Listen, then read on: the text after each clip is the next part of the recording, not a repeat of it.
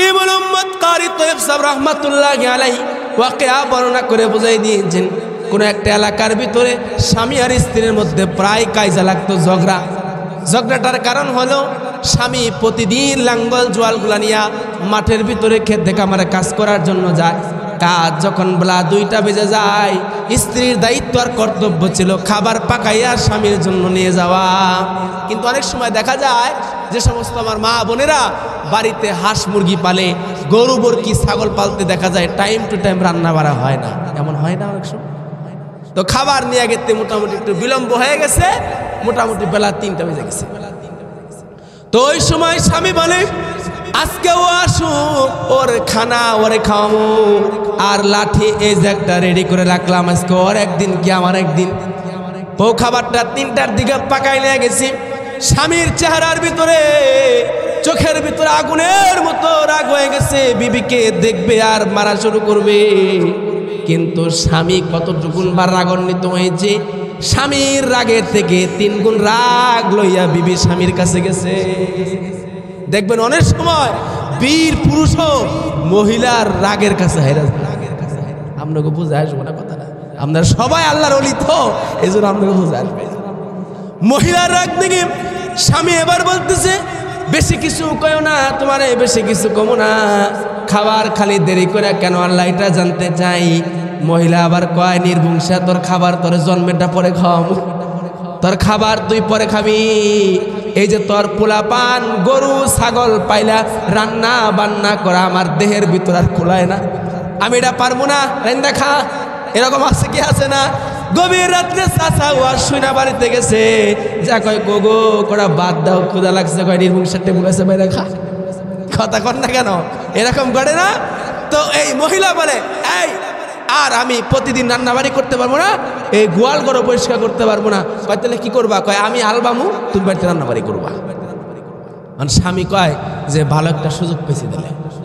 স্বামী আর স্ত্রী দুইজনে মিলে বললো, কয় তাহলে স্বামী বলতেছে 7 দিন আমি বাড়ির কাজ করবো, তুমি খেতে খোলার কাজ করবা, আর তুমি 7 দিন খেতে বাড়ির কাজ করবা, আমি খেতে খেলার কাজ করবো, দুইজনেরই আরাম সমান সমান। ঠিক কি ঠিক না? তাহলে তাদের তো মোটামুটি যে চুক্তিটা করলো এটা একেবারে কিন্তু ফালাই দেওয়ার মতো না। কথা কন না, 7 দিনও করবো, 7 দিন আমি করবো। তো স্বামী বলতেছে ভাই তাহলে চলো আজকে রাগারাগি নাই, আনন্দের সাথে বাড়তে যাই। যায় নিয়া স্বামী এবার বলতেছে কয় তাহলে বউ আজকে প্রথম দিন তুমি শুরু করো, 7 দিনের দিন আমি আবার যাবো, তুমি বাড়িতে থাকো। অসুবিধা নাই। গোয়াল ঘর থেকে গরু হাল বাইতে চাইলে যারা দেখছেন এটা কি গাভীদের হাল বাইতে হয় না বলদের দরকার হয়? এই মহিলা কি আর জানে যে কোনটা হাল বানায়? তো বলদ নেওয়ার পরিবর্তে দুধওয়ালা 2টা গাই বাই করে নিয়ে গেছে। আর লাঙ্গল জল এমন জায়গায় লাগাইছে, মহিলার পাও গরুর পা লাঙ্গল জল একসাথে বাজায় দিচ্ছে টান। এই মহিলা নিজে কি আর আল বাবু, ওরে গরুর আল বাইতে আছে। আল বা তো দূরের কথা, চকের ভিতরে দৌড়াদৌড়ি পারতেছে। আর স্বামী কয় বেলা তো কেবল 9টা বাজে, একটু ঘুমাই। 12টার দিকে ওটা খালি চড়ামৃত্য কটা ভাত, ওই ভাত রান্না নিয়ে যামনি, ঘুমাইলাম। তো ঘুমাইছে, ওইটা দেখে সর্বনাশ, ক্লান্ত শরীর, প্রায় তো জোহরে আজান দিব দেব ভাব হয়ে গেছে গা। গোয়াল করে গরু বেবাইতেছে, বকরি হাম্মা করতেছে, আবার বাচ্চাও কান্না করতেছে। কোন দিকে দৌড়ায় আমার ভাইয়েরা?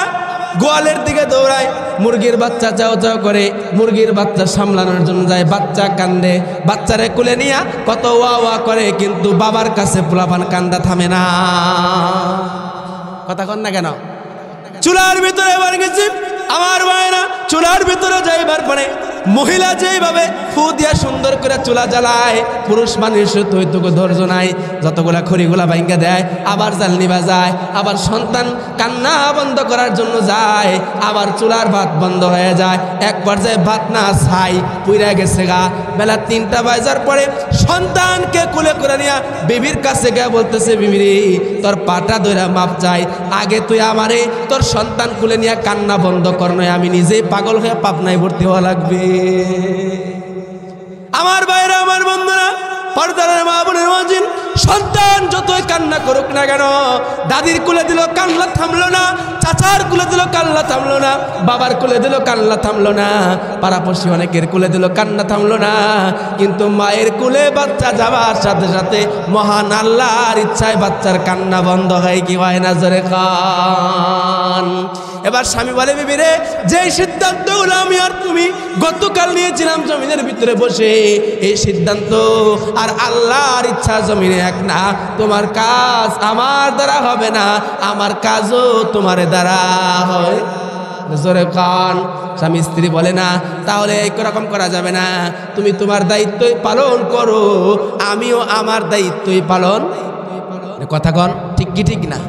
আমার মায়েরা, আমার বন্ধুরা, আমি এই কথা দ্বারা বুঝাইতে চাইলাম, নারীর ইজ্জত আল্লাহ পাক রব্বুল আলামিন ইসলামের ভিতরে এতটাই কম দেয় নাই, বরং কোরআন হাদিস গবেষণা করলে দেখা যায় মহান আল্লাহ রাব্বুল আলামিন পুরুষদের থেকে মা বোনদের সম্মান 1000 গুণে বেশি বাড়ায় দিয়েছেন। আওয়াজ দিয়ে কন্যা সুবহানাল্লাহ।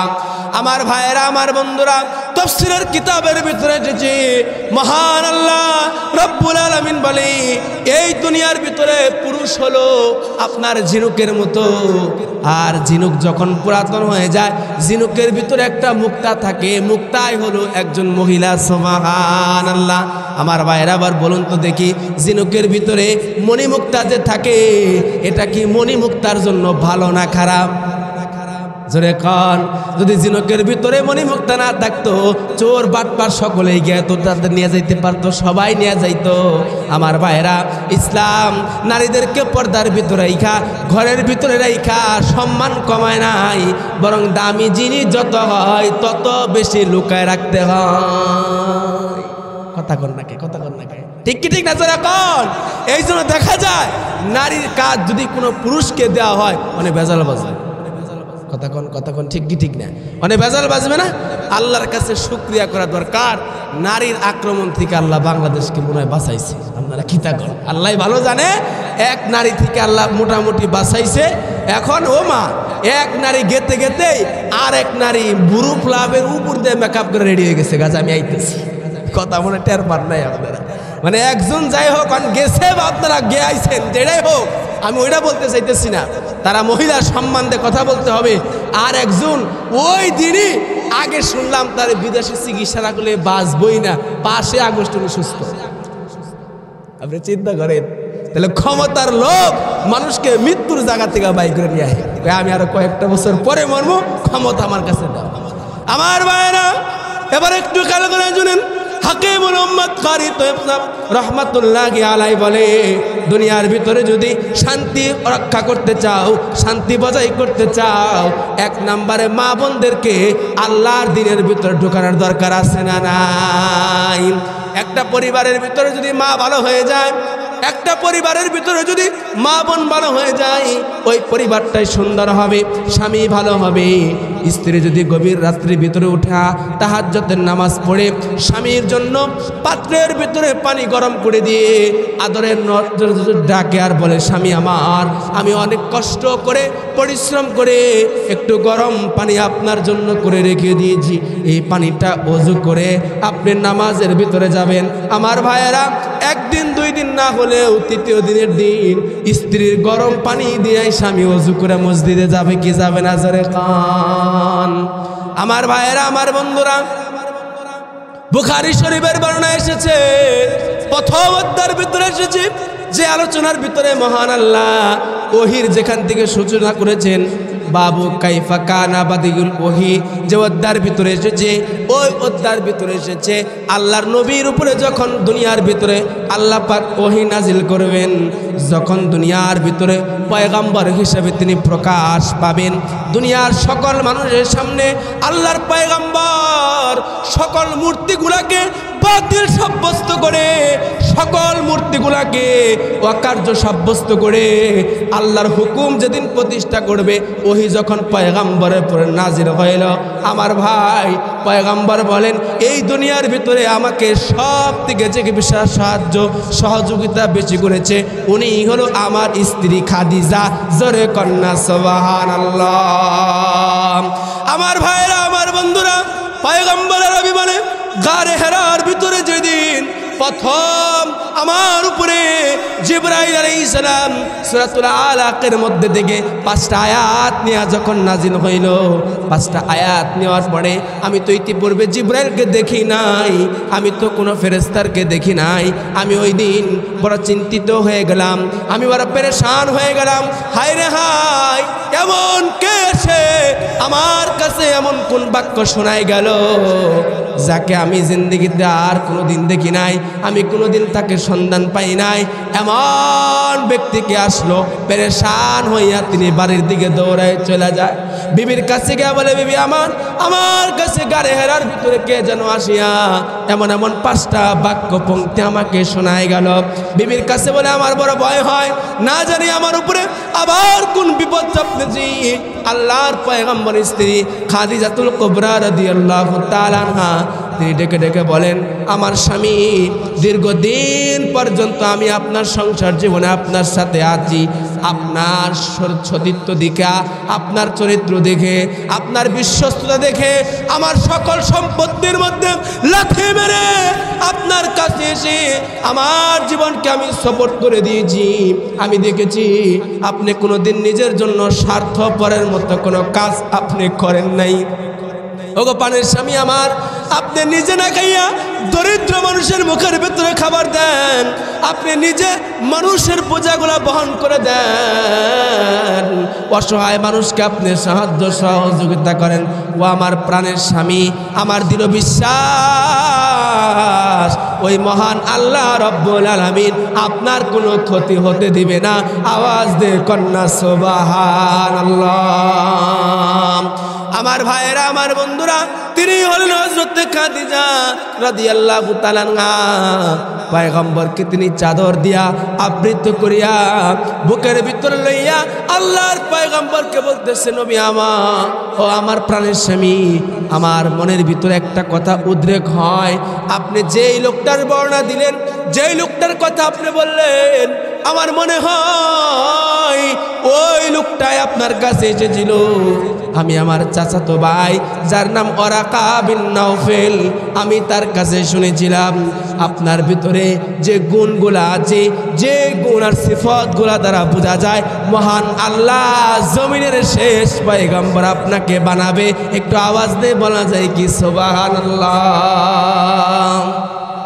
আমার বন্ধু, আমার ভাইয়েরা, সংক্ষিপ্ত করে বলি, পয়গম্বর আমার এবার খাদিজাতুল কুবরা রাদিয়াল্লাহু তাআলা আনহার অবৈ বাণী তিনি নিলেন, গ্রহণ করলেন।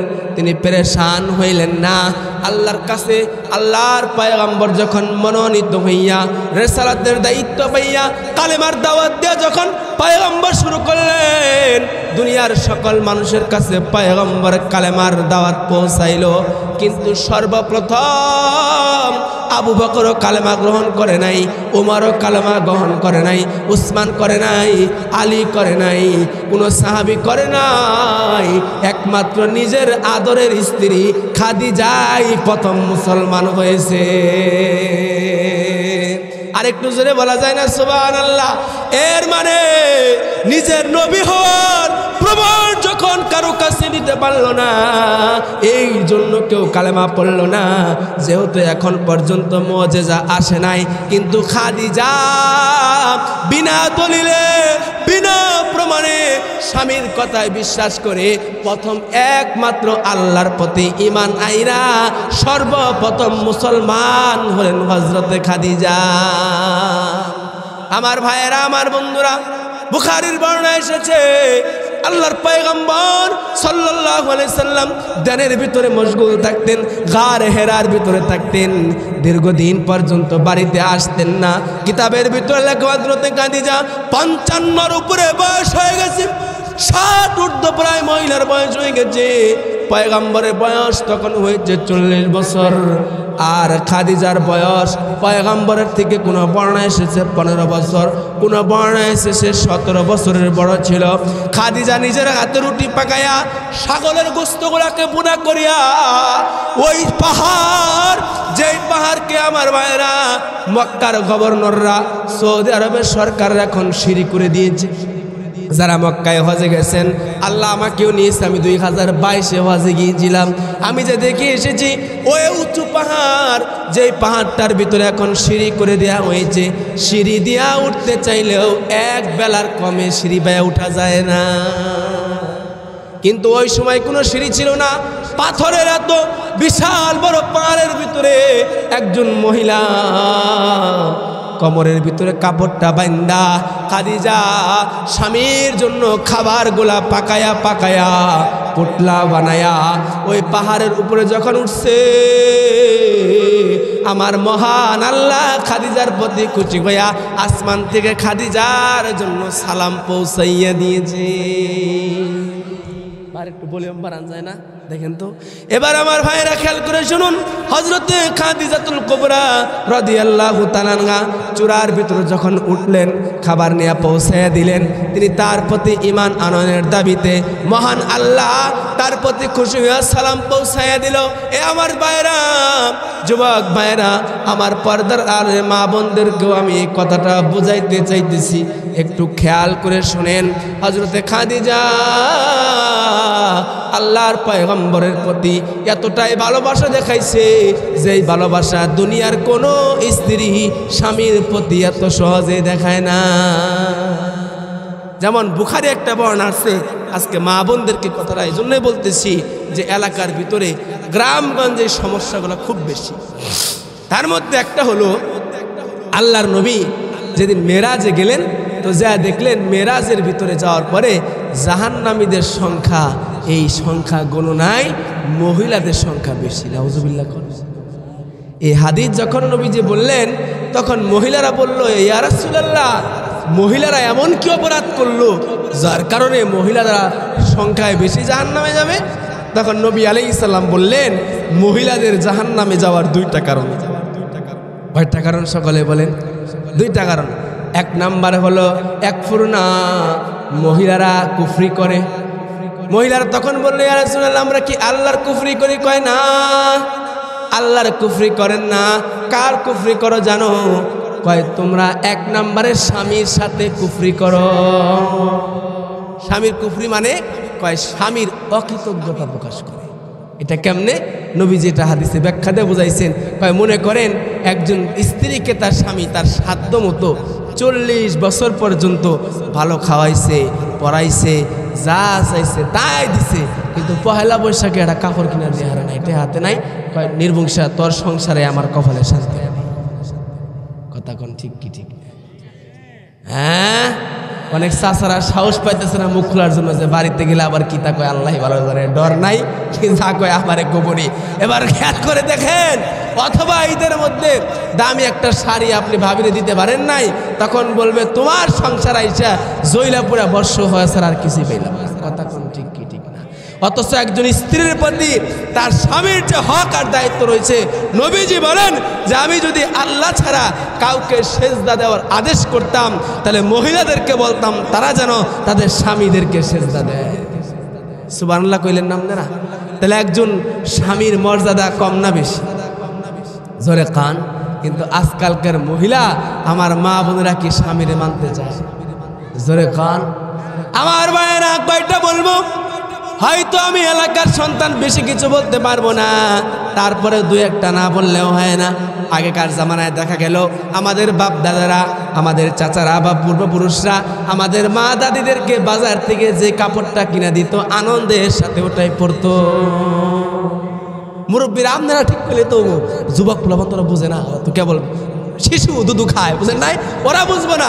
আপনারা তো জানেন যে আমার চাচি দাদিদেরকে বাজার থেকে মার্কা একটা কাপড় এনে দিলেই খুশি হইতো। এমন খুশি হইত, মা বোনেরা বাজারের কিনারে কখনো যাইতো না, হাটের মধ্যে যাইতো না। কিন্তু আজকে বাস্তব চিত্র দেখে বলি, আমার বাজারে হাটে গেলে পুরুষ খুঁজা পাওয়া যায় না, সব খালি মহিলা। ঈদ আইলে স্বামীরে কয়, তুমি এত মাথা তুমি ঘরে বই থাকো, ঘর নেবো, আমি গেলাম মার্কেটে। আমি কোথায় গেলাম? মার্কেটে গেলাম। আজকে পুরা মার্কেট মা বোনদের দ্বারা সাইলাম হয়ে গেছে, আর দোকানদাররাও এত সুন্দর আপাকে ডাক দিব, আপার মন গলে যাবো। কথা বুঝেন নাই মনে? আমরা বুঝে আসতেছে কথা? তাহলে যেই মহিলা আর মা বোনরা ঘরে থাকার কথা ছিল আজকে তারা গেছে কোথায়? কথা কন। এই জন্য আল্লাহর রহমত এটা বাড়ছে না কমছে? কমছে। খালি করে যে নাই রহমত। আগে যে পরিমাণ, এক মুসল্লি আমার কাছে কয়, হুজুর এখন আল্লাহর গজব যে এমন নাজিল হয়েছে, আগে পান খেয়ে মজা পাইতাম, পানের মধ্যেও স্বাদ নেই। মানে আপনারা বুঝে আসে কিনা আমি জানি না। দেখেন তো একটা সময় এমনও হয়েছে যে চকে বিলে টিলে যে মাছগুলা ধরা পড়তো, ওই মাছগুলা জাল দিলেই খুব মজা লাগতো। কিন্তু এখন এত বড় বড় ফার্মের মাছ, এত বড় রুইয়ের পেড়ি, ওটার সামনে দিলে ঘাস ঘাস মনে হয়। কতক্ষণ ঠিক কি ঠিক না? রহমত কি আছে না গেছে? হ্যাঁ, রহমত নাই এখন। কেন নাই? যে আমরা আল্লাহর বিধান থেকে যখন দূরে চলে গেছি, আল্লাহ যেন কেমন আমাদের প্রতি নারাজ হয়ে যেতেছে। আমার ভাইয়েরা, আমার বন্ধুরা, মহিলাদের দুইটা খারাপ গুণের কথা বলতেছিলাম। দ্বিতীয় নাম্বার হলো আমার পর্দার মা বোনেরা, আমি আপনাদের পা ধরে বলি, মা আপনাদের হাত ধরে বলি, আমি আপনাদের সন্তান। হয়তো আপনাদের মতো কোনো মায়ের সন্তানও আমি আপনাদেরকে বেইজ্জতি করার জন্য বলি না মা, শুধুই মাত্র বোঝার জন্য বলি গো মা। মা বোনদের দ্বিতীয় নাম্বার খারাপ দোষ হলো মা বোনেরা বেশি গীবত করে। দেখবেন সকাল হলে কিছু মা বোনেরা এমন আছে যে রাস্তায় বেরোয় কারা কি করলো, অমুকের মেয়ে কি করলো, অমুকের ছেলে কি করলো, এমনকি কার বাড়িতে কি রান্না হয় এই গবেষণা হয় কি হয়। অথচ দেখা গেল যদি মা বোনেরা সকাল বেলায় যদি গভীর রজনীর পরে তাহাজ্জুদের নামাজের পরে ফজরের নামাজটা পড়ে যখন আল্লাহর কোরআনটাকে সামনে নিয়ে কোরআন শরীফ যখন তেলাওয়াত শুরু করবি, পয়গম্বর আমার বলেন যেই ঘর সকালবেলা সূরাতুল ইয়াসিনের তেলাওয়াত দেওয়া শুরু হয়, আমি মহান আল্লাহ শুধুই মাত্র ঘর না, বরং ঘরের যত সদস্য আছে সকলের জিম্মাদার আমি আল্লাহ নিজে হয়ে যাই। কিন্তু আজকে মা বোনদের কোরআন তেলাওয়াতের সময় নাই। মা বোনরা আজকে কোরআন তেলাওয়াত করতে চায় না, বরং সকালবেলায় ঘুম থেকে উদ্বোধন হয় টিভি আর রিমোট। শান্তি কেমনে থাকবে আমার ভাইয়েরা? আজকে আমরা যারা আল্লাহর বিধানগুলো ছেড়ে দিয়েছি, আল্লাহর কোরআন ছেড়ে দিয়ে দুনিয়ার পথে আমরা চলতেছি, রন্দে রন্দে রন্দে রন্দে মুসিবত আমাদের ঢুকতেছে কি ঢুকতেছে না? জোরে শোনা, আমাদেরও কিছু কারণ আছে আমার ভাইয়েরা। সংক্ষিপ্ত করে বলি, এই পৃথিবীর ভিতরে পয়গম্বর আরবি বলেন, যারা এখন পর্যন্ত বিবাহ শাদী করে নাই বা যারা সন্তানদেরকে বিবাহ করাবে, নারীদেরকে বিবাহ করার আগে একটা নারীর মধ্যে 4টা গুণ দেখতে হবে। কয়টা গুণ? একটু জোরে কোন কয়টা? এই 4টা গুণের ভিতরে পয়গম্বর বলেন 3টা গুণ যদি না পাওয়া যায়, একটা গুণ যদি নারীর ভিতরে এমন পাওয়া যায়, 3টা গুণ না থাকলো একটা গুণ যে নারীর ভিতরে পাবা তারেই তোমরা বন্ধু বানাবা। সুবহানাল্লাহ বলেন। আমার ভাই তাকে বিবাহ করবা, তারে ঘরের ভিতর নিয়ে আসবা। পয়গম্বর আমার বলেন, দুনিয়ার মানুষ 1 নম্বরে বিবাহ করতে গেলে মা বোনদের মহিলাদের চেহারা কত সুন্দর সেইটা দেখে। ঠিক কি ঠিক না? চেহারা যদি ভালো না হয় গড়করা আগে কয় কালামালা কিন্তু চলবে না। ঠিক কি ঠিক না? কয় যে সোনা মাথা থেকে পা পর্যন্ত সাজে আনবো, কালো মেয়ে চলবো না। কালোটা তো আল্লাহই বানাইছে, আপনারা কি দেখেন? তো 1 নম্বরে সৌন্দর্য দেখে। তো এমন সৌন্দর্য দেখে কয় সুন্দর হইলো, এটার আর গুণ সুরত কি আছে দেখার দরকার নাই। যেমন আমি একটা ঘটনা শুনছিলাম কুমিল্লা জেলায়, যে কুমিল্লা নাম শুনছেন? ওইখানে শুনছি এক ঘটককে বলছে, আমার ছেলেকে বিয়ে করামো, একটা ভালো মেধাবী আর সুন্দরী মেয়ে দেখে বিয়ে করাই দাও। তো আমার ভাইয়েরা, তো দেখা গেল যে ওই কুমিল্লা এলাকার ভিতরে বাছাই করে করে সব থেকে মেধাবী শিক্ষার্থী আর সুন্দরী একটা মেয়ে খুঁজা বের করছে ঘটকে। ছেলের বাবার কাছে এসে বলতেছে, ভাইজান পাত্রী তো একটা 100তে 100 পেয়ে গেছে। কেমন 100তে 100? পাত্রী নাম্বার 1, সুন্দর চেহারা, চুলগুলাও বড় বড়, চেহারাও সুন্দর, চোখগুলাও কাজল কালো, আর সে তো পুরা কুমিল্লার মধ্যে পরীক্ষায় 1 নাম্বার হয়েছে, কিন্তু ছোট্ট একটা দোষ আছে। তাহলে ছেলের বাপ কয় এত দুষ্মুষ দেখান যাব না, ব্যাগ যা ভালো তাহলে একটা দোষ থাকতেই পারে। কয় কৌদি এই দোষটা কি? কয় দোষটা হলো এই মেয়েটা রাত্রিবেলায় বাড়িতে থাকে না, পার্ক দিয়ে ঘুরে। আপনারা আমার কথা বুঝেন নাই কে? সব গুণ 100 কিন্তু রাত্রিবেলায় ঘরে থাকে না। এই মহিলা কয় নাম্বারের ভালো? জোরে কোন কয় নাম্বারে ভালো? তখন ছেলের বাপ কয় বাবা সব গুণগুলো যদি না থেকে একটা থাকতো, রাত্রি ঘরে থাকে, তাহলেও চলতো, এটা চলবো না। কথা ঠিক কি ঠিক না? তাহলে আমার ভাইয়েরা, 1 নম্বরে আমরা দেখি সৌন্দর্য। পয়গম্বর বলে সৌন্দর্যটাকে তোমরা পরে দেখবা, কিন্তু আমরা সৌন্দর্য আগে দেখি। 2 নম্বরে দেখি যেই মহিলাকে বিবাহ করবে, মহিলার বাড়িতে তার বাবার সম্পত্তি কয়খানা আছে। বুঝেন নাই? কয় চকে কয় রিসিভ আছে, ঘরে ঘর কয়টা আছে, বাড়ি পাকা না কাঁচা, গোয়ালে গরু কয়টা আছে, এমনকি খোয়ারের ভিতরে হাঁস মুরগা কয়টা আছে, এটাও দেয়। নবীজি বলেন না, সম্পত্তি দেখবা না, এটাও একদিন শেষ হয়ে যাবে। আবার অনেক সময় দেখা যায় 3 নম্বরে বিবাহ করাইতে গেলে 1ম নম্বরে সৌন্দর্য দেখবার পরে, সম্পত্তি দেখবার পরে, তারপরে দেখে মেয়ের বংশটা কেমন বংশ, হাজি বংশ নাকি মোল্লা বংশ, গাজী বংশ নাকি সৈয়দ বংশ। এত কিছু দেখার দরকার নাই। যদি মহিলার সুন্দর না হয়, টাকা পয়সাও যদি না থাকে, বংশও যদি ভালো না থাকে, মহিলা যদি দিনদার হয়, আল্লাহ ওয়ালি হয়, আল্লাহর ভয় যদি থাকে, তাহলে কালা মাইয়ায় যদি বিবাহ করো, ওটাই হবে তোমার জন্য জগতের মালা।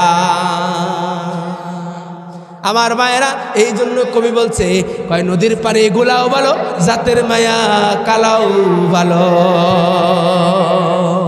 ঠিক কি ঠিক না? জোরে খান। এখন বর্তমানে দেখা গেল যে আমাদের বর্তমানে আমরা এই জাতের মেয়ে তো দেয়া দূরের কথা, প্রথমে আগে যে দেখা যায় যে ছেলে যে বেরতে বিয়া করব, শ্বশুরকে একটা কিছু দিতে পারবো কিনা, একটা ফ্রিজ টিভিও এরকম কিছু পাওয়ার আশা মানুষ করে। কি করে না জোরে এখন মনে হয় টারুটি এলাকা এটা নাই কেন? আপনারা কি তখন এখন নাই? তো আমি এটাও বলি যে এক সময় বাংলাদেশে যৌতুক ছিল কি ছিল না? এখন আল্লাহ দিলে বাংলাদেশে যৌতুক নেই, আছে? তাহলে অনেকে কয়, আবার অনেকে কয় না। ভালো করে আছে, আছে, হ্যাঁ আছে। কিন্তু আমার মনে হয় যৌতুক না, এখন সিস্টেমটা পাল্টাইছে কেমনে? আমি একটু ঘটনা দিয়ে বিরক্ত হইতেছেন কি আপনারা? একটু তাহলে বিরক্ত নাইলে আমি একটু 2 মিনিট বুঝাই। সেটা হলো টাঙ্গাইলেরই ঘটনা।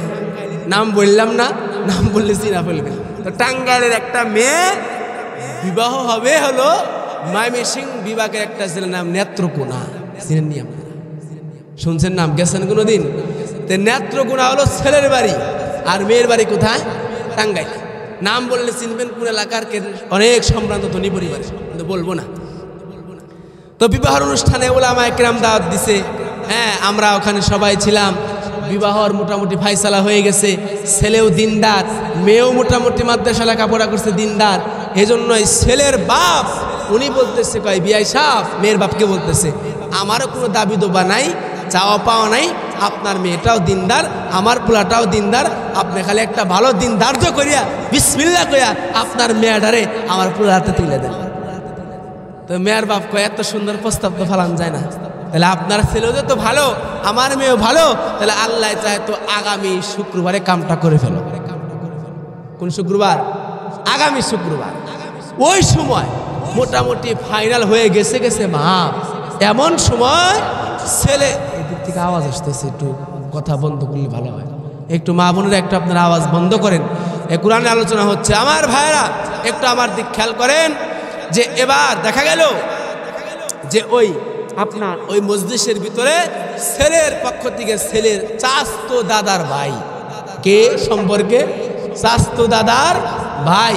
এর মানে অনেক দূরের সম্পর্ক। এক মুরব্বী দ্বারাই বলতেছে, কয় আমার এই নাতির জন্য আমি এত কিছু কইতে চাইতেছি না, কিন্তু আমি একটা কথা শুধু বলতে চাইতেছি মেয়ের বাপরে, যে আমার নাতির বাড়ি এই নেত্রকোনা, আর আমার নাতি যে বিয়ে করতেছে বাড়ি হলো টাঙ্গাইল। এত লম্বা রাস্তা, তো দয়া করে যদি ছেলের রাস্তাটা খাড়া করা হইতো তাহলে আমি খুব খুশি হইতাম। মানে আমি তো মাথা নিজ দিকে চাই বসেছিলাম, করে রাস্তা খাড়া, এটা কি তা? এটা তো জীবনে কোনদিন শুনলাম না। আপনাকে দোয়ায় আল্লাহ পাক বাংলাদেশের 8টা বিভাগের 64 জেলায় ঘুরাইলো, সব থানা জেলায় গেলাম, কিন্তু রাস্তা খাড়া করতে গেলে তো বাড়ি আইগেল লাগবো, তাছাড়া কি রাস্তা খাড়া সম্ভব? কথা কর না। এখন আমি আমার পাশে এক মুরব্বী দাদা বই রয়েছে, আমি বললাম মুরব্বী রাস্তা খাড়া মানে কিতা? আর আমার কয় কি আপনি মূল্য হয়েছেন না মূলা হয়েছেন? আমি তো কিছু বুঝলাম না। আমি কই কিতা, আপনি কি বুঝা বসাইতেছেন? ভাই শুনেন, এই রাস্তা খাড়া মানে ও রাস্তা খাড়া না, এই রাস্তা খাড়া মানে পিপি। এইভাবে আমার বলতে রাস্তা খাড়া মানে কিতা, পিপি পিপি বুঝেন না আপনারা? আরে হুন্ডা। তখন আমি মনে মনে বললাম যে মাদ্রাসায় দীর্ঘ 1.5 যুগ লেখাপড়া কইরা, হ্যাঁ 12 বছর মৌলানা হইয়া মুফতি হইয়া এখন আপনাকে দোয়া হাদিসের কিতাব পড়াই, এত কিছু করবার পরে রাস্তাঘাটা বোঝা তো দূরের কথা, আরো 18 বছর লেখাপড়া করলে এই সংস্কৃতি ভাষা আমি বুঝবো না। কথা কন ঠিক কি ঠিক রে? আমি তখন চিন্তা করলাম, এই যদি হয় বর্তমান অবস্থা, এর মানে বাংলাদেশের মুসলমানরা এখন যৌতুক খাইতে চায় না, রাস্তাঘাটা করতে চায়। কথা মনে বুঝে আসতেছে না আপনাদেরকে? এক সময় আমার মায়েরা সুদখোর দেখতে চাইলে অনেক দূরে সেনজি ভাড়া করে যাওয়া লাগতো। বাবারে তোমার সাউন্ড আরো কমে গেছে, আর একটু বাড়া দাও, গলা অবস্থা ফাড়াবাস হইতেছে, আগে তো একটু ভালো আছে। আমার মায়েরা দেখা গেত এক সময় এই সুদখোর দেখতে গেলে, ঘুষখোর দেখতে গেলে, জিনাকার দেখতে গেলে অনেক দূরে ভাড়া করে যাওয়া লাগতো। কিন্তু এখন প্রত্যেকটা এলাকার ভিতরে এখন সুদখোর নয়, বরং ডিজিটাল শব্দ এসেছে, ইন্টারেস্ট। আপনাদের বুঝে আসবো না কথাটা? কয় ব্যাংকের ভিতর টাকা রাখবো, ওই টাকা খাওয়ার এটা সুদ হবে না, বরং এটা ইন্টারেস্ট খাইতেছি। কেউ আবার কয় না না ইন্টারেস্ট খাই না, ইসলামী ব্যাংকের টাকা রাখছি, ওখান থেকে দেয় মুনাফা। এটা কি দেয়? আবার কেউ কয় লভ্যাংশ খাই, কেউ কয় আবার কয় না লাভে থেকে খাইতেছি। আমার ভাইয়েরা আপনারা যাই বলুন না কেন, সুদ বলেন না কেন, ইন্টারেস্ট বলেন না কেন, মুনাফা বলেন না কেন, নামগুলা ভিন্ন ভিন্ন হইলেও জিনিস কয় না। আরেকটু জোরে বলেন, দুনিয়ার মানুষের সামনে যৌতুক বললেন না, রাস্তা খাড়া বললেন, সুদ বললেন না, ইন্টারেস্ট বললেন, ভালো কথা, কিন্তু মহান আল্লাহর কাছে ফাঁকি দেওয়ার কোনো সুযোগ। হাইরে মানুষের বুদ্ধি রে, আপনি একটা কথা বলে আসবে, আসার কথা। আমার কাছে একজন এসে বলতেছে, হুজুর হাদিসে তো মোল্লারা কয় যে দুধের মধ্যে পানি মিশানো সওয়াবের কাম না গুনার কাম। জোরে কান। কেউ যদি দুধের ভিতরে 2 কেজি দুধের ভিতরে 1 কেজি পানি মিশায় বেচবার যায়, এটা কি সওয়াব না গুনাহ? কিরম গুনাহ হবো? গাদ্দারি হবো। ওই লোকটা আমাকে বলে, হুজুর আমি অনেক গবেষণা করে দেখেছি, চিন্তা ফিকির করে দেখেছি, নবীজি বলছে দুধের মধ্যে পানি মিশানো হারাম, কিন্তু পানির মধ্যে তো দুধ মিশাইলে হারাম হওয়ার কথা না। বুদ্ধি দেখছেন আপনি? দুধের মধ্যে পানি মিশাবো না, কিন্তু পানিকে জগের মধ্যে এখন দুধে লেগে, তাহলে এটা ঘুরা ফিরে কথা নেই, কি হলো? কথা বোঝে না মনে হয়। এই বুদ্ধি যারা খাড়াইতেছে, কিয়ামতের ময়দানে এমন ধরা খাবে, বাঁচার কোনো সুযোগ। দুনিয়ার বুদ্ধি দিয়া অনেক সময় পার পাওয়া যায়, কিন্তু এই বুদ্ধি আখিরাতের ময়দানে কোনো কাজে দিবে? সবাই বলেন কাজে দিবে না। একটা উদাহরণ নেই, আপনারা যদি বিরক্ত না হন, বিরক্ত হইতেছেন, আর অল্প সময় বলে শেষ দিয়ে দেবো ইনশাআল্লাহ। খেয়াল করেন, বাংলাদেশের এই যে রেকর্ড হইতেছে, আল্লাহ জানে, এই যে আমাদের এক ভাই ওখানে আসছে, ব্রাহ্মণবাড়ি একটা ডিস্ট্রিক্ট আছে, এই ডিস্ট্রিক্টটা যেমনি ভালো আবার অমনি একটু খারাপও আছে। ওইটা কি, ওই এলাকার ভিতরে এখনো ঝগড়া লাগলে আমাকে তো আপনারা লাঠি ছাটা নেবেন, এরা ফসকা দেখাওয়া দেয়। কথা কি বুঝতে পারছেন? রাগী এবং প্রতিবাদী একটা এলাকা। ওই ব্রাহ্মণবাড়ির একটা ওয়াকিয়া শুনলাম যে ব্রাহ্মণবাড়িয়ায় একজন মাতা বসাব ছিল, যে লেহাপড়া জানতো না, সিগনেচার করতে পারতো না, কিন্তু এমন বুদ্ধি আর মেয়ের পেশির ছিল, উকিল মুক্তারও তার কাছ থেকে পাইতো না। এরকম লোক আছে না ভাই? কিছু লেহাপড়া কিছু করে নাই। এর মানে এই যে আমাদের টেক্সটাইল মিল যে আলাউদ্দিন, চিনের নাম আলাউদ্দিন সাহেব, এই আলাউদ্দিন সাহেবের আমার সামনে ওনারা সিগনেচার করতে দিচ্ছে। আমি দেখলাম যে মোটামুটি কলম খাতা ভাঙে ফেলাই দিব আর কি সিগনেচার করতে। এর মানে তো সে শিক্ষিত না, তো সে তো টাকার গরম আজকে দামি হয়েছে, কিন্তু সে তো শিক্ষিত নয়। কিন্তু এইরকম অনেক মানুষ আছে, তাকে সিগনেচার করতে দিলে কলম খাতা ছিঁড়ে ফেলাবো, কিন্তু বুদ্ধির প্যাস এমন, কম্পিউটারও ফেল। তো ব্রাহ্মণবাড়ি এক সর্দার, তো তার কাছে থেকে কোনো মানুষও বুদ্ধি নিয়ে ছুটতে পারে না, তিনি বুদ্ধি বেচা খায়।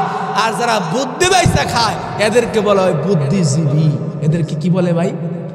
যেমন যারা মাছ চাষ করে এদেরকে বলা হয় মৎস্যজীবী, যারা শ্রম বেচা খায় এদেরকে শ্রমজীবী, যারা চাকরিজীবী করে খায় তাদের কি বলে? চাকরিজীবী। জীবী, যারা বুদ্ধি বেচা খায় এদেরকে কি বলে? বুদ্ধিজীবী।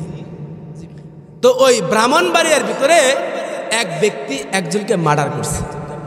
তো মার্ডারের আসামি যে সে ওই সর্দার সাহেবের কাছে এসে বলতেছে, চাচা আমি তো ফাইসা গেছি করে দিব। কি? আমি তো মামলায় ধরা খাইয়া গেছি গা, এখন আপনি যদি সাক্ষ্য প্রমাণের ভিত্তিতে আপনি আমাকে এই কোর্ট থেকে ছাড়াই আনতে পারেন, আপনি যা চাবেন আপনার তাই দিন। আর ওই সর্দার সাহেব বলতেছে, এটা হলো আমার বাম হাতের খেলা। এটা কোন হাতের খেলা? বাম হাতের। কয় বুঝলেন চাচা, আমি কিন্তু মার্ডার কেসে আসলাম। কয় সমস্যা নাই, তুই খালি আমার কোর্ট পর্যন্ত নিয়ে আনু, বাকি যা কাম করা আমি করবো, তুই খালি চাইছে দেখবি। ঠিক আছে। পরের দিন রবিবার সকাল 10টায় যখন কোর্ট খুলছে, ব্রাহ্মণবাড়ির কোর্টে নিয়ে গেছে। তো দেখবেন উকিল সাহেবরা কিছু মেয়ার পেসের কথা কয়, ঘুরে ঘুরে কয়। তো সর্দার সাহেবরে দেখে বলতেছে, এই সর্দার সাহেব, উনি আমার মেয়ার পেস থেকে ছুটে যাবো এত সোজা না, উকিলের মেয়ার পেস এত সোজা না। এখন উকিল বলতেছে, সর্দার সাহেব আপনি যে আপনার বাড়ি থেকে এই যে ব্রাহ্মণবাড়িয়া কোর্ট পর্যন্ত আসছেন, আপনার কতটুকুন টাইম লাগছে? তখন সর্দার সাহেব তিনি একটু চিন্তা ফিকির করে বলতেছে, উকিল সাহেব আমার বাড়ি থেকে এই ব্রাহ্মণবাড়িয়া কোর্টে আসতে গেলে 3টা পদ্ধতিতে আসা যায়। কয়টা? কয় পদ্ধতিতে আসা যায়? 1 নম্বরে ব্রাহ্মণবাড়িয়া আমার এলাকা থেকে ট্রেনে করে এই জায়গায় আসা যাবে, 2 নম্বরে নৌকায় করে আসা যাবে, 3 নম্বরে বাসে করে আসা যাবে। কোনটার হিসাব আপনাকে দেব বলে?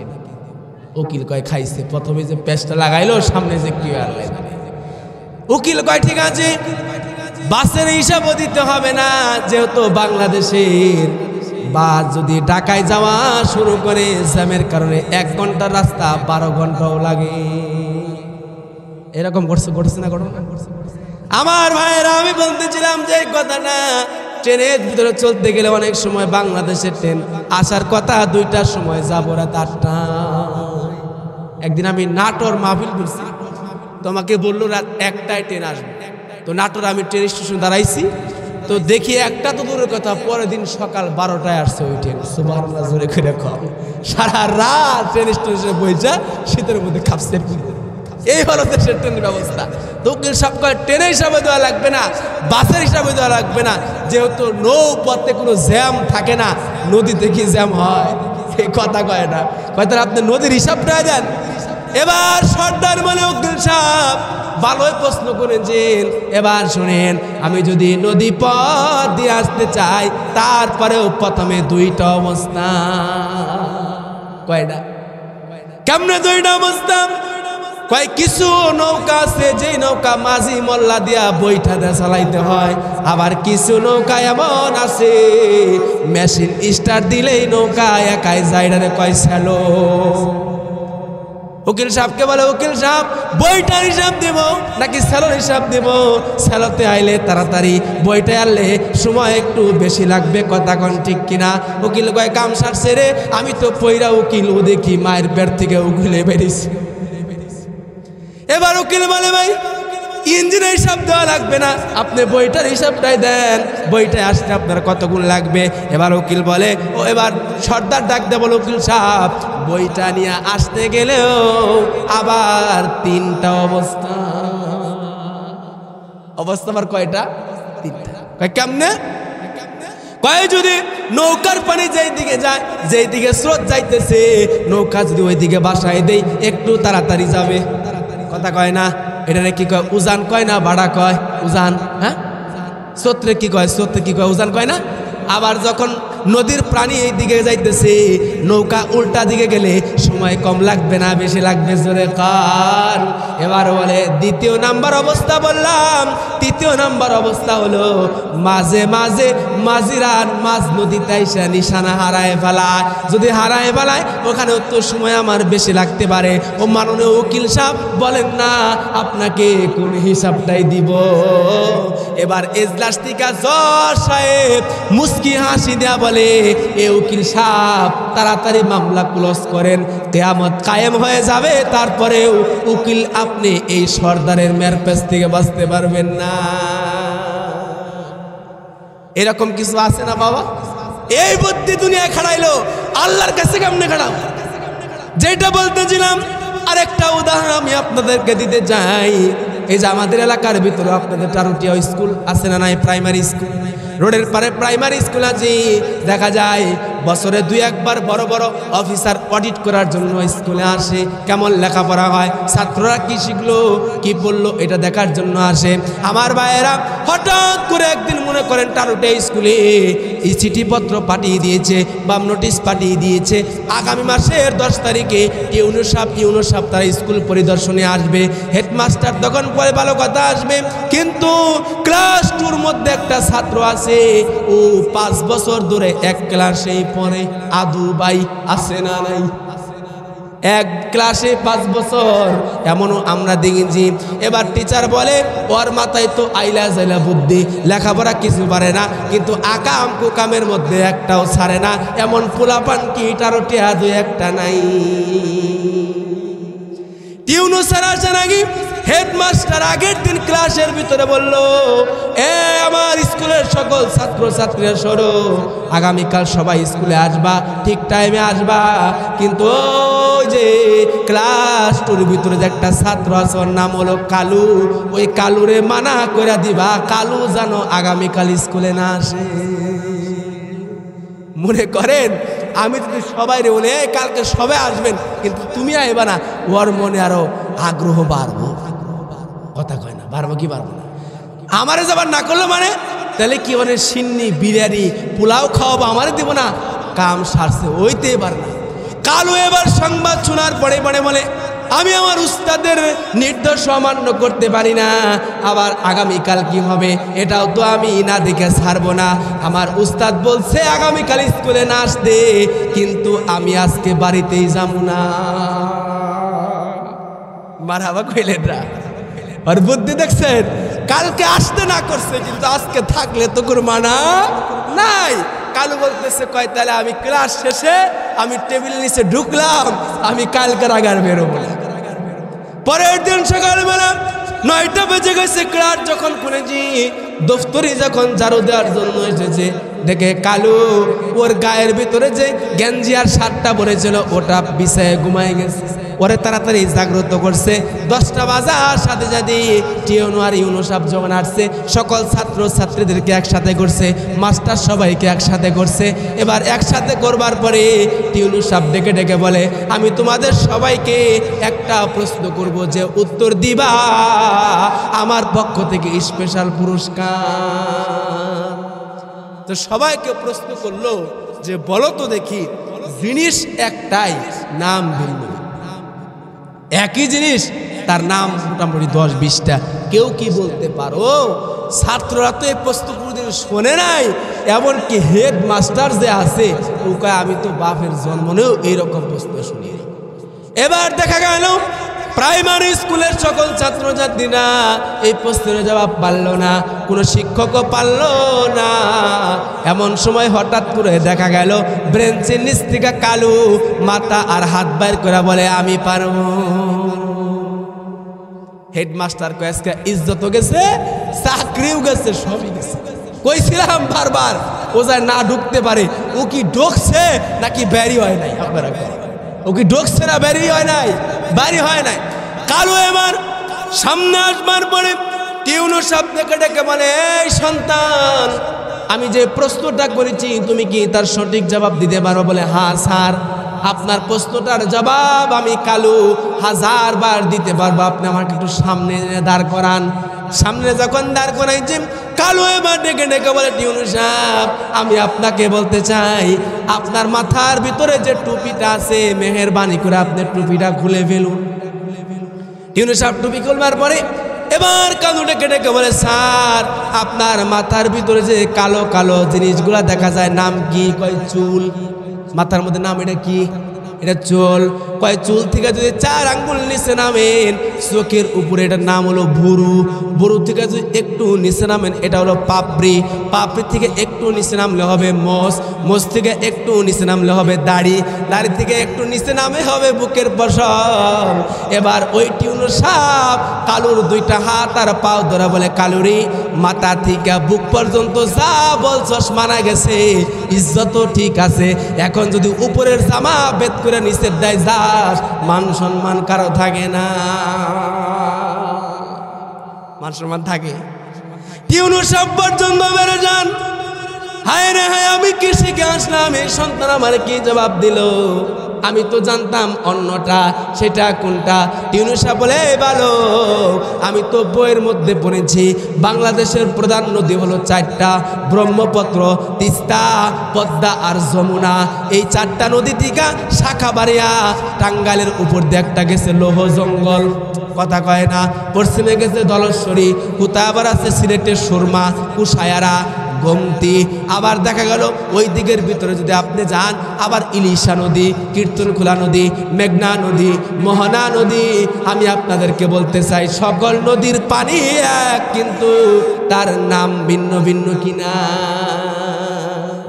টিউনু এবার বলে, আমি কি শিখলাম? এটা হলো বইয়ের শিক্ষা, আমি শিখে আসলাম। আর বালকটা যে উত্তর দিল, ওটা বইয়ের উত্তর নয়, কুদরতি ভাবে আল্লাহর মেমোরিতে ঢুকাইয়া দিয়েছে। এই জন্য আমার ভাইয়েরা, আমার বন্ধুরা, দুনিয়ার ভিতরে বুদ্ধি দিয়া অনেক সময় অনেক কিছুই করা যায়, আল্লাহর সামনে টের পাওয়া যাবে না। আল্লাহর সামনে উল্টা পাল্টা যুক্তি দিয়া কিয়ামতের ময়দানে বাঁচার কোনো সুযোগ কি আপনারে মরা আসছে না? কিছু আমার মায়েরা বন্ধু ছিলাম, আলোচনা শেষ করে দিব। বলতেছিলাম হযরতে খাদিজা রাদিয়াল্লাহু তাআলা আনহার কথা। তিনি এমন সুন্দর রমণী, পয়গম্বর আরবি সাল্লাল্লাহু আলাইহি সাল্লাম বলে, এবার হযরতে খাদিজাতুল কুবরা রাদিয়াল্লাহু তাআলা আনহা তার মৃত্যুর সময়টা যেদিন ঘুমায় গেল, দিলের কান লাগায় শুনেন পর্দার মা বোনেরা, আপনাদেরকেও বলি, আপনারা একটু দিলের কান লাগায় শুনবেন গো মা। খাদিজার যখন বয়স বার্ধক্য চলে যাওয়ার কারণে মৃত্যু যখন তার নিকটবর্তী হয়েছে, পয়গম্বর ওর উপরে খাদিজা মাথাটা রাখছে।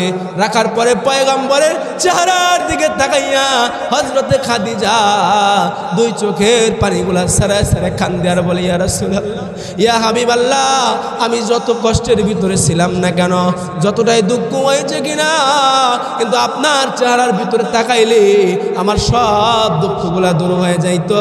কিন্তু আমার এতটাই বয়স বেড়ে গেছে, আমার মনে হয় আমি আর দুনিয়ার ভিতরে বেশিক্ষণ থাকবো না। আমার কবরের ভিতরে বড় ভয় হয়। ওগো পয়গম্বর, আমি দুনিয়ার বুক থেকে ইন্তেকাল করে চলে যাব। আমি দুনিয়ার ভিতরে আপনার কাছে কিছু চাই নাই, কোনোদিন কিছু চাই নাই, কিন্তু আজকে প্রাণের স্বামী, আমি আপনার কাছে 3টা জিনিস চাবো। আপনি কি মেহেরবানি করে আমার এই 3টা জিনিস দিবেন নি? সুবহানাল্লাহ বলুন। আল্লাহর নবী এবার ডেকে ডেকে বলে, খাদিজা, তুমি তোমার সকল সম্পত্তিগুলা ওই সময় আমার পায়ের মধ্যে নিক্ষেপ করে দিয়েছিলা। আমি ইয়াতিম থেকে অনেক মালের মালিক হয়েছিলাম, আর এই সময় তুমি আমার কাছে সম্পত্তি চাও না। কি চাবা? চায়া নাও। তুমি যদি আমি মুহাম্মাদের কলিজাও চাও, আমি মুহাম্মদ তোমাকে সেটাই দান করব। আওয়াজ দিয়ে কন্যা সুবহানাল্লাহ। হযরতে খাদিজা এবার বলে, পয়গম্বর, আপনার কাছে ধন দৌলত চাই না, আপনার কাছে টাকা পয়সা চাই না, অর্থ করে চাই না গো, কিন্তু প্রাণের স্বামী, আমি যখন দুনিয়ার বুক থেকে মারা যাব, মারা যাওয়ার পরে এই দুনিয়ার কোনো দোকানের কাফনের কাপড় আপনি আমার গায়ের মধ্যে জড়াই দিবেন না।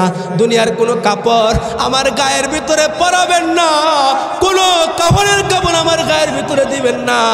আমি খাদিজা আপনার কাছে দাবি করলাম, আপনার কাছে অনুরোধ করলাম, আপনার গায়ের ব্যবহারিত একটা জামা দিয়া আমি খাদিজাকে পেঁচাইয়া কবরের ভিতরে রাখবেন, একটা জবান বন্ধ রাখবেন না। আওয়াজ দিয়ে কন্যা সুবহানাল্লাহ। আমার মায়েরা, আমার বন্ধুরা, পয়গম্বর এবার ডেকে ডেকে বলে, খাদিজা, কেন গো তুমি আমার কাছে এমনটা চাইলা? কেন তুমি দুনিয়াতে এত কিছু থাকার পরেও আমার একটা পুরাতন জামা চাইলা? খাদিজা যখন ডাক দেয় বলে, পয়গম্বর, দুনিয়ার ভিতরে আমার কোনো আমল আল্লাহর কাছে কবুল হয়েছে কিনা আমি জানি না। কবর তো বড় অন্ধকার জায়গা, ওই জায়গায় কেউ পরিচয় দিলে হবে না। আমি আজকে সেইগুলো হাদিস কবরে গিয়ে পরিচয় দিলে হবে না, মুফতি পরিচয় দিলে হবে না, ইমাম পরিচয় দিলে হবে না, আমি মুহাম্মাদের স্ত্রী পরিচয় দিলেও কবর মানবে না। তবে হ্যাঁ, আমি যদি আপনার গায়ের একটা জামা লইয়া কবরের ভিতরে যাইতে পারি, আমার বিশ্বাস ওই কবরের ভিতরে জাহান্নামের আগুন আপনার জামা ভেদ করে আমি খাদিজাকে পুরাইতে পারবে না। নবীজি খাদিজার কথা শুনে কেঁদে দিলেন আর বলল, খাদিজা, তোমার ওয়াদা কৃত বস্তু আমি তোমার কাছে ওয়াদা দিলাম, তুমি মরে যাওয়ার পরই আমি মুহাম্মদের সব থেকে দামি যেই জামাটা আছে আমি তোমাকে ওইটা দিয়ে দিব, বলো না আর তোমার কি চাওয়া আছে? খাদিজা এবার বলে, ইয়া রাসূলুল্লাহ, ইয়া হাবিবাল্লাহ, 2 নম্বরে আমার চাওয়া হলো যখন জানাজার নামাজটা পড়াইবেন আমার কবরে অন্য কাউকে নামতে দিবেন না, আমার সন্তান সন্ততি আমার ভাই ব্রাদার কাউকে কবর নামতে দিবেন না। আপনি মুহাম্মদুর রাসূলুল্লাহ আল্লাহর হাবিব নিজে কবরে নাই মা, আমার লাশটাকে নিজে কবরের ভিতরে নামাইবেন। পয়গম্বর আমার ডেকে ডেকে বলে, খাদিজা, আমি কবরের ভিতর নামলে বা না নামলে তোমার কি লাভ? খাদিজা বলে, ইয়া রাসূলুল্লাহ, ইয়া হাবিবাল্লাহ, ও আল্লাহর নবী, আপনি যদি আমার কবরে নামেন আমার দৃঢ় বিশ্বাস রাহমাতুল লিল আলামিন নবীর পা যেই জায়গায় স্পর্শ করবে ওই জায়গায় জাহান্নামের আগুন আসবে না। আওয়াজ দিয়ে বলা যায় কি সুবহানাল্লাহ। আল্লাহর নবী এবার ডেকে ডেকে বলেন, খাদিজা, যাও যাও, এটাও আমি তোমাকে দান করে দিলাম। 2 নাম্বার তুমি কি চাও? খাদিজা এবার বলে, ইয়া রাসূলুল্লাহ, ইয়া হাবিবাল্লাহ, আপনার জবানে শুনেছি আপনি আপনার পবিত্র বাণী দ্বারা বলেছেন মাইয়াতকে যখন কবরের ভিতরে রাখা হয় মাটি চাপা দিয়া যখন সকল লোকগুলা যখন 40 কদম দূরে চলে আসে, এমনকি যখন কবরের মানুষ যাকে রাখা হলো ওই মানুষগুলা যারা কবরে গিয়েছিল আত্মীয় স্বজনের জুতার ঠক ঠক শব্দগুলা মাইয়াত কবরের ভিতরে শুনতে পায়। ওই সময় কবরের ভিতরে ভয়ানক আকৃতির 2টা ফেরেশতা মুনকার আর নাকির কবরের ভিতরে আইসা প্রত্যেকটা মানুষকে 3টা করে প্রশ্ন করে। কথা কোন ঠিক না? যদি কোনো মানুষ 3টা প্রশ্নের জবাব কবরের ভিতরে ভালো করে দিতে পারবে আমার আল্লাহ তার জন্য জান্নাতের দরজাটা অটোমেটিক খুলে দিবেন। বলেন না সুবহানাল্লাহ। 1 নাম্বার হলো আমার ভাইরা, যদিও জানেন তারপরেও বারবার বলি যাতে করে মহান আল্লাহ আমরা গুনাহগার কবরে যাওয়ার পরে আমাদের কবরের 3টা প্রশ্ন যেন উনি সহজ করে দেয়। 1 নম্বরে প্রশ্ন করবে, মার রব্বুকা, দুনিয়ার ভিতরে কে তোমার রব ছিল? কাকে তুমি রব মানতা? কারে মাবুদ মানতা? 2 নাম্বার, ওয়ামা দিনুকা, দুনিয়ার ভিতরে কোন ধর্ম মানতা, কোন দিন মানতা? 3 নম্বরে বলবে তোমার নবী কি ছিল, এই লোকটাকে চিনতে পারলা কিনা? যারা 3টা প্রশ্নের জবাব সুন্দর করে দিবে পয়গম্বর আমার বলে ওই ব্যক্তির জন্য আফরিসু লাহু মিনাল জান্নাহ ওয়া আলবিসু লাহু মিনাল জান্নাহ, জান্নাতি পোশাক পরায়া জান্নাতি গ্রানের ভিতরে একেবারে নয়া দোলা জামায়ের মতো কিয়ামত পর্যন্ত ঘুম পাড়ায় দেওয়া হবে। পক্ষান্তরে যদি কবরের 3টা জবাব কোনো ব্যক্তি না দিতে পারে, যারা দুনিয়াতে আল্লাহর রব মানে নাই, নামাজের আজান হইছে নামাজে যায় নাই, আল্লাহর হুকুম মানে নাই, নবীর তরিকা মানে নাই, তারা কবরের মুনকার নাকিরের সওয়ালের জবাবের সময় বলবে হা হা লাদ্রি লাদ্রি লাদ্রি, জানি না জানি না জানি না। আল্লাহ বলবে না, আমার বান্দা মিথ্যা বলেছে, সে সবই জানতো কিন্তু মানতো না। ফেরেশতাদেরকে বলা হবে আলবিসু লাহু মিনান্নার ও আফরিসু লাহু মিনান্নার, জাহান্নামী পোশাক পরায় দাও, জাহান্নামী জায়গার ভিতরে শোয়ায় দাও। আমার ভাইয়েরা, এই হাদিসটা শুনে আম্মাজান খাদিজা বলি, ইয়া রাসূলুল্লাহ, কবরের ভিতরে মুনকার নাকিরের ভয়ানক চেহারা দেখা যে আমি খাদিজা প্রশ্ন 3টা ভুলা যাই, আমার কবর তো আযাব শুরু হয়ে যাবে। আমি আপনার কাছে একটা দাবি সর্বশেষ করি গো, আপনি কবরের 3টা সওয়ালের জবাব নিজে দিবেন। আওয়াজ দিয়ে কন্যা সুবহানাল্লাহ। পয়গম্বর আমার বলে, খাদিজা, 2টা চাওয়া আমি তোমার দিতে পারবো, এর মানে তোমাকে আমার গায়ের জামাটা দিয়ে দিব, তোমার কবরে নামবো। কিন্তু খাদিজা, কেউ কবরের প্রশ্ন অন্য কেউ তো দেওয়ার কোনো সুযোগ নেই। আরে আমার মুরব্বী বাবারা, দুনিয়াতে যাদের জন্য এত মায়ার কান্না, যাদের জন্য ঘর বাড়ি বানাইলাম, যাদের জন্য হালালকে হারাম মানলাম না, হারামকে হারাম মানলাম না, কিয়ামতের কঠিন ময়দানে তো দূরের কথা, বাঁশবাগানে শুয়ে থাকবো, সন্তানরা বারবার যাবে বাবার কবরের দিকে একবারও তাকাবে, ওই কবরের ভিতরে একা গিয়ে দেখা লাগবে। 10,000 বছর পর্যন্ত কবরের ভিতরে মানুষ থাকবে। হযরতে উসমান রাদিয়াল্লাহু আনহু কবরের পাশ দিয়ে যাওয়ার পরে বারবার তিনি অজ্ঞান হয়ে, হযরতে উসমানের জ্ঞান মিললে মানুষ জিজ্ঞাসা করে বলতো, উসমান, জান্নাতের ওয়াজ শুনলেও কাঁদোরা, জাহান্নামের ওয়াজ শুনলেও কাঁদোরা, কিন্তু কবরে ওয়াজ শুনলে তুমি কেন উসমান অজ্ঞান হয়ে যাও? তোমাকে তো আল্লাহ রাব্বুল আলামিন আগেই জান্নাতের সুসংবাদটা দিয়ে দিয়েছে।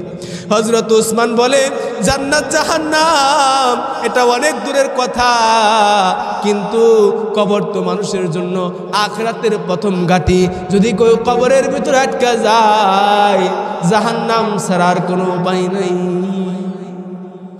এই ভাইটাই ভাইয়া হযরতে খাদিজা স্বামীর হাত ধরে বলে, স্বামী আমার, যদি পূর্বের দুইটাও না দেন, তৃতীয় নাম্বার যেটা আমি চাই না, আমার সওয়ালের জবাব যদি আপনি দেওয়ার মতো ক্ষমতা আপনার না থাকে, অধিকার যদি আপনার না থাকে, ওগো আমার স্বামী, আমি আপনার কাছে একটা ফরিয়াদ করলাম, যেই পর্যন্ত কবরের ভিতরে আমি 3টা প্রশ্নের জবাব না দিব, আপনি মেহেরবানি করে আমার কবরের পাশ থেকে দূরে সরবেন না। কয়েকদিন পরে আম্মাজান খাদিজা দুনিয়ার বুক থেকে যখন চলে গেল, ও পর্দারের মা, দিলটা একটু খারাপ করে শুনবেন, আজকে থেকে নিয়ত করে নেন, স্বামীর অবাধ্য হয়ে বেপরদার কোনোদিন চলবেন না।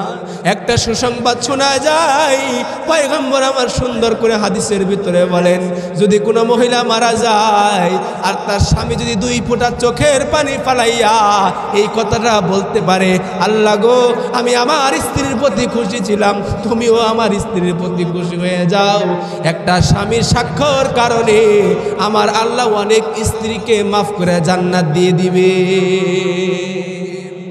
আল্লাহর নবীর পেয়ারা স্ত্রী হযরতে খাদিজাতুল কুবরা রাদিয়াল্লাহু আনহা ইন্তেকাল করার পরে আল্লাহর পয়গম্বর পর্যন্ত তার 2টা চোখ বেয়ে বেয়ে পানি পড়তেছিল, গাল বেয়ে বেয়ে পানি পড়তেছিল। সবাই বলে, ও গো পয়গম্বর, আপনার মা বাবার জন্য তো আপনি এত কাঁদেন না, স্ত্রীর জন্য এত কেন কাঁদেন? পয়গম্বর আমার বলে, সাহাবারা, আমার বাবারে তো আমি আমার 2টা চোখ দ্বারা দেখি নাই, আমি গর্ভে থাকাকালীন আমি এতিম হয়ে দুনিয়াতে আসছি। আমার বাবা আমার মাকে আমার মার গর্ভের ভিতরে থাকার সাথে সাথেই আমার বাবা দুনিয়া থেকে চলে গেল। 6 বছর বয়সে মা হারাইলাম, মার আদর কি জানি না, বাবার মহব্বত কি জানি না, কিন্তু আমার খাদিজা ওই অভাবগুলো আমাকে বুঝতে দেয় নাই। কাফেররা আমাকে পাথর মারত, আমাকে ঢেল মারত, আমি ব্যর্থ হইয়া দিল বড় ব্যথা লইয়া আমি যখন বাড়িতে ফিরতাম, আমার খাদিজার একটা মুস্কি হাসি দেখা আমি পয়গম্বরের পুরা ব্যথা দূর হয়ে আনন্দে পরিণত হয়ে যাইত। আজকে আমার খাদিজা দুনিয়ার বুক থেকে চলে গেল, পয়গম্বর আমার ওয়াদা অনুযায়ী আল্লাহর নবীর গায়ের ব্যবহৃত একটা জামা লইয়া খাদিজার গায়ের মধ্যে পরাইয়া দিয়া আমার ভাইরা পয়গম্বর নিজে জানাজার নামাজটা পড়াইয়া কবরের ভিতর নামাইয়া আল্লাহর কাছে 2টা হাত তুলে বলে, আল্লাহ, আমি আমার খাদিজার প্রতি খুশি ছিলাম। জান্নাতুল বাকির ভিতরে তো বাংলাদেশের মতো প্লাস্টার করা কোনো কবরস্থান নেই। আমি অনেককে জিজ্ঞাসা করার পরে মা খাদিজার কবরের পাশে দাঁড়াইলাম, দাঁড়ানোর পর নিজেকে নিজে বললাম, এই কবরের পাশেই তো আমার নবী দাঁড়ানো ছিল। সুবহানাল্লাহ। ওই জায়গার ভিতরে দাঁড়াইলে এখনো মনে হয় আল্লাহর নবীর স্ত্রী খাদিজা কবরের ভিতরে তিনি জীবিত, জান্নাতে একটা ঘ্রাণ নাকের ভিতরে চলে আসে। আমি আমার চোখ দ্বারা দেখেছি রে বাবা, এটা আপনাদেরকে শুধুই মাত্র গল্প শোনানোর জন্য বলি না। উহুদের প্রান্তরে আপনারা যাবেন, যারা গেছেন আল্লাহর শুকরিয়া, যারা যান নাই আমি আবার আপনাদের জন্য হাত তুলে দোয়া করব, আল্লাহ জানি মরার আগে একবার হইলেও সোনার মদিনায় নাই কন্যা আমিন। আমার বাবারা, মদিনা শরীফের রওজা থেকে অপর গেট দিকে তাকাইলে উহুদ পাহাড়টা দেখা যায় রে বাবা। উহুদ পাহাড়টা সাধারণ কোনো পাহাড় ছিল না, ওই পাহাড়টা এমন পাহাড়, আল্লাহর নবী বলে উহুদ পাহাড় এমন পাহাড় যে উহুদকে আমি নবী ভালোবাসি, উহুদও আমি নবীরে বড় ভালোবাসি। উহুদের যুদ্ধ যখন হয়েছিল, কাফের মুশরিকরা মুনাফিকরা যখন পয়গম্বরের উপরে তলোয়ার দিয়ে আক্রমণ করলো, করা যখন মাথার ভিতর ঢুকে গেল, মুহাম্মদ যখন এই সংবাদটা দুনিয়ার ভিতরে পৌঁছাইয়া দিল মুহাম্মদ মারা গেছে, মুহাম্মদ মারা গেছে, কিন্তু উহুদ পাহাড় ওই সময় গর্তের ভিতরে পয়গম্বরকে পাহাড়ের মধ্যে পরিণত করে নাই, বরং পাহাড়গুলা নবীর জন্য তুলার মতো নরম হইয়া নবীর ভালোবাসা প্রকাশ করেছে। ওই উহুদ পাহাড়ের পাশে আমার বাবারা অনেক সাহাবীরা শুয়ে আছে, শত শত সাহাবীদের কবর আছে। তার মধ্যে একজন আশিকে রাসূলের একজন সাহাবী, যেই সাহাবীর নাম হযরতে হানজালা রাদিয়াল্লাহু আনহু, নাম আপনারা অনেকেই শুনছেন বাবা। নবীর আশিক কেমন আশিক ছিল রে হযরতে হানজালা রাদিয়াল্লাহু আনহু। আগের দিন উহুদের যুদ্ধ যেদিন হবে তার আগের দিন তিনি বিবাহ করেছেন, রাত্রিবেলায় ফুলসজ্জা করেছে, গোসল ফরজ হয়েছে। গোসলখানার মধ্যে যখন গোসল করতে গেছে, যুদ্ধের ময়দানে সাহাবা একরাম যখন যুদ্ধ করতেছে, পয়গম্বর যখন যুদ্ধ করতেছে, কে যেন বলে কুতিলা মুহাম্মদ, মুহাম্মদ দুনিয়ায় নাই, মুহাম্মদ মারা গেছে।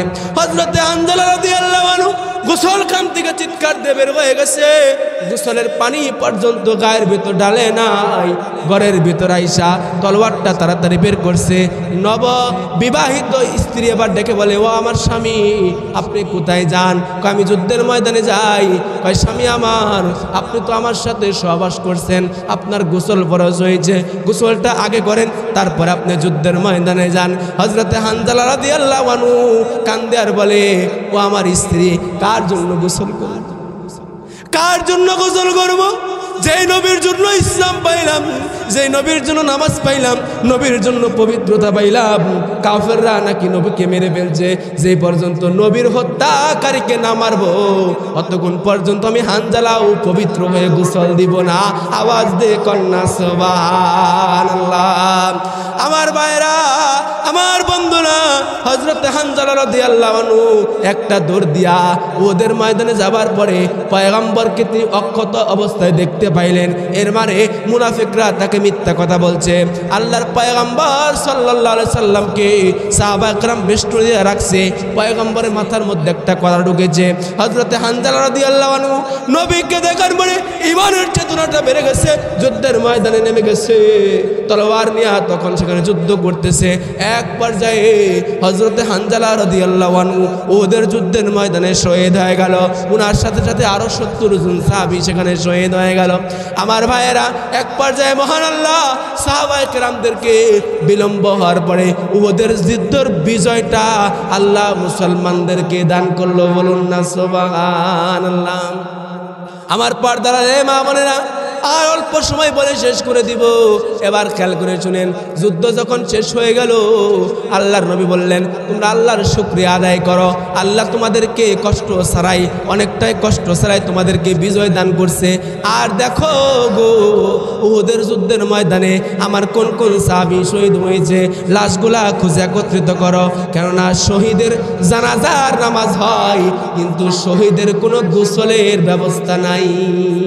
ওরা রক্ত মাখা অবস্থায় দুনিয়ার বুকে কবরে যাবে, কিয়ামতের ময়দানে রক্ত লইয়াই হাসরে দাঁড়াবে। আওয়াজ দে কন্যা সুবহানাল্লাহ। সকল লাশগুলো যখন খুঁজে খুঁজে একত্রিত করা হলো, এমন সময় দেখা গেল এক মহিলা আওলা জাওলা কেশে, মাথার চুলটা ঠিক নাই, গায়ের বরণটাও ঠিক নাই, দৌড়ায় দৌড়ায় আসিয়া পয়গম্বরের সামনে চলে আসছে। আইসা বলতেছে, ইয়া রাসূলুল্লাহ, ইয়া হাবিবাল্লাহ, ওগো আল্লাহর নবী, উহুদের যুদ্ধের ময়দানে যারা শহীদ হয়েছে সবাইকে বিনা জানাজায় অথবা বিনা গোসলায় আপনি জানাজা দিয়া দাফন দেন। আমার কোনো মানা নাই, আমার কোনো বাধা নাই, কিন্তু আমার স্বামী গতকাল গোসল ফরজ অবস্থায় যুদ্ধের ময়দানে আসছে, মেহেরবানি করে নাপাক অবস্থায় কবর দিবেন না, তারে মেহেরবানি করে জানাজা নামাজ পড়ায় কবরস্থ করবে। পয়গম্বর বলে, তুমি কার স্ত্রী, কার কথা বলো? মহিলা এবার হাতের মেহেদি বের করে দেয়া বলে, ইয়া রাসূলুল্লাহ, এই যে দেখেন মেহেদির দাগটাও পর্যন্ত আমার হাতের দিকে যায় নাই।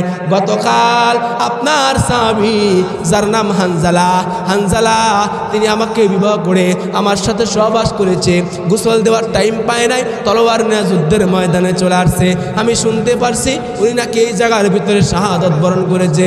আল্লাহর পয়গম্বর সাল্লাল্লাহু আলাইহি সাল্লাম এবার সকল সাহাবীদেরকে ডাকতে বলে, এই সাহাবীরা, যাও যাও যাও, দেখো উহুদের পুরাটা প্রান্তর তন্ন তন্ন করে খুঁজো, দেখো আমার হানজালার লাশটা কোথায়, আমার হানজালার লাশটা আনো, আমি পয়গম্বর নিজের হাত দিয়া হানজালার লাশটা গোসল করাইয়া দিব।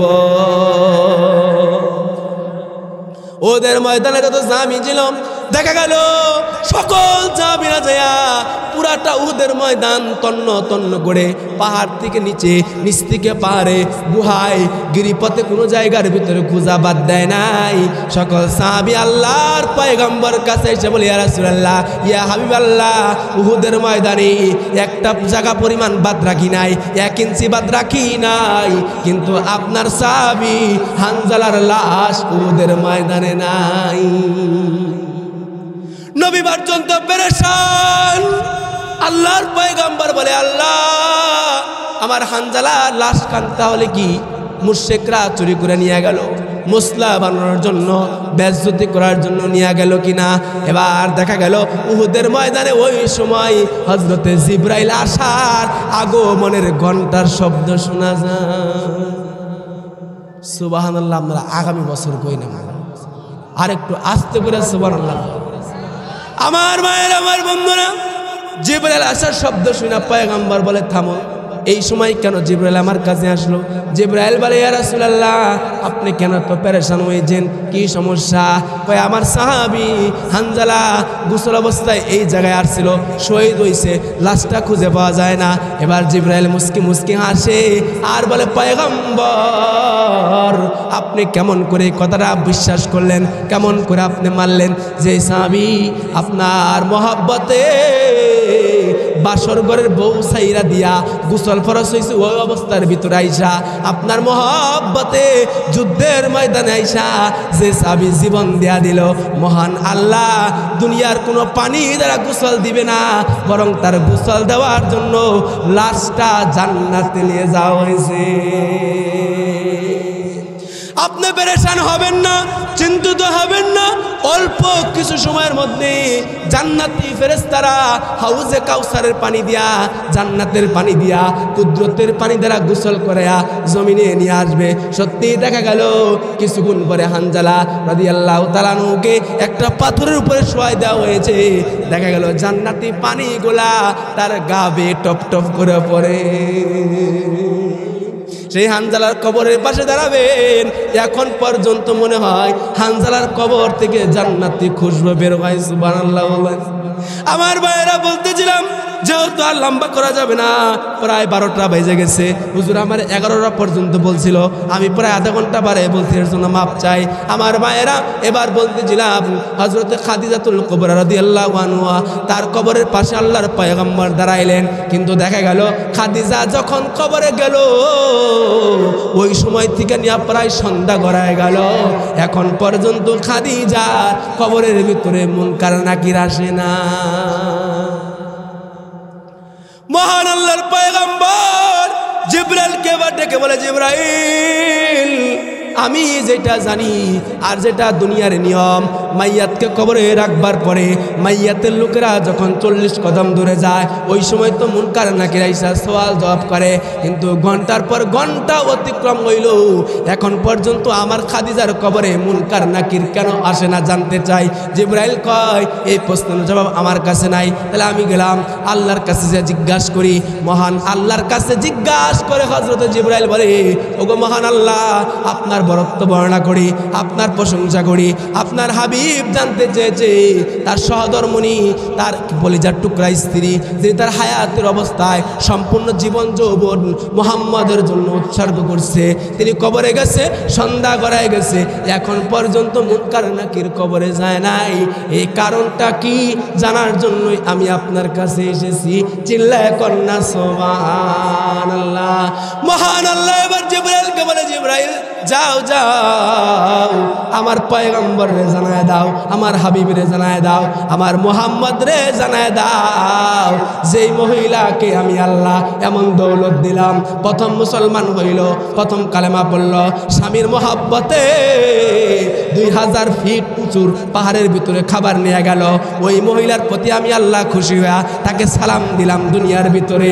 আর যাকে আমি আল্লাহ দুনিয়ার ভিতরে সালাম দিলাম, তার কবরের ভিতরে যদি আমি মুনকার নাকির পাঠাই, সোয়াল জবাবের যদি পর্বটা আমি পাঠাই, তাকে যদি আল্লাহ সম্পর্কে প্রশ্ন করি, নবী সম্পর্কে প্রশ্ন করি, দিন সম্পর্কে প্রশ্ন করি, আমি মহান আল্লাহর ইজ্জত থাকে না।